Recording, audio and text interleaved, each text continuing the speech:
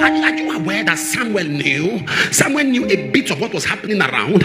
When he met Ezekiel, he said, "Son of man, can these bones live?"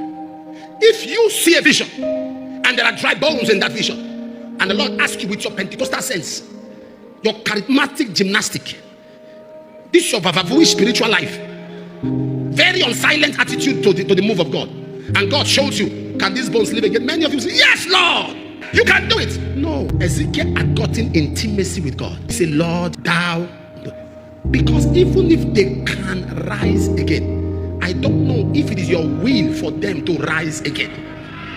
Not like I don't know, but I don't know like you know. And it takes intimacy to be built to that level. It takes intimacy. I was telling some pastor, I said, it's not everybody sick that you are called to heal. The man that was by the gate of Beautiful, Jesus passed him. Jesus saw him and passed him because he was born there. And that was barely 2 years after Jesus was caught up back to heaven. It was Peter and John. I've said this to us several times. Even if you can pay for it, still pray about it. You see a car, you can pay for it, still pray about it. Because there are many cars that are caskets. There are many houses that are graveyards. You don't move into a place because you can afford it. You move to a place because you are directed.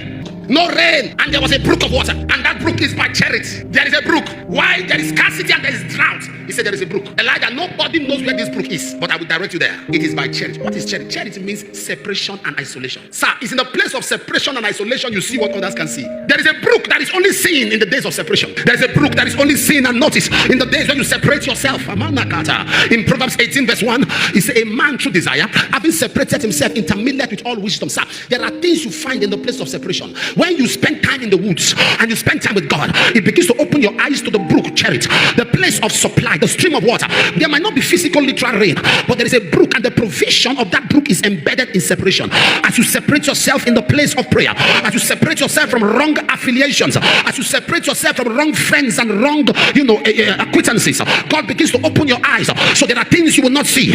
There is a stream waiting, but that stream can only be located in the place of separation. There are things God will show you in the midst of scarcity and lack, but you can only find that when you separate yourself, when you come out from among them and be separate, when you take out time to withdraw yourself back into the secret place. God begins to open your eyes. There is a brook, charity. I know there is famine, I know there is scarcity, I know there is limitation, I know there is hunger, I know there is deprivation, I know nothing is working, but if you can separate yourself, there is a brook called charity that heaven will open your eyes to see that there is abundance in scarcity, there is more than enough in limitation. If you can separate yourself, there is a brook of supply, there's a brook of advancement, there's a brook of increase. As you make up your mind to say, Father, if it's prayer, I will pray. If it's fasting, I will fast. Separation is the currency in the days of scarcity. Please don't forget to like, share, comment, and subscribe to my YouTube channel. Thank you.